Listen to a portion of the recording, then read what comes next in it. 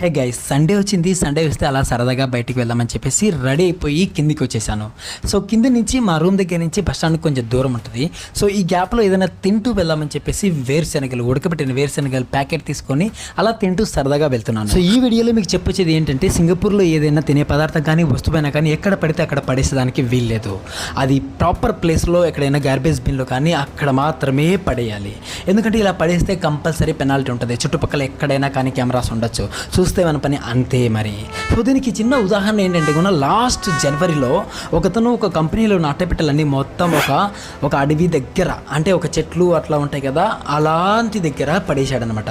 So వాళ్ళు 20 రోజుల తర్వాతనే దాన్ని ఫైన్ చేశారు. ఆ ఎన్విరాన్మెంట్ ఉంటారు కదా, సో వాళ్ళు ఫైన్ చేసి తనకు $8,000 పెనాల్టీ వేశారు. So it is not easy అండి. $8,000 అంటే కూడా మన ఇండియా డబ్బులు సుమారుగా 5 లక్షల రూపాయలు. సో ఇంత ఫైన్ ఉంటాయన్నమాట.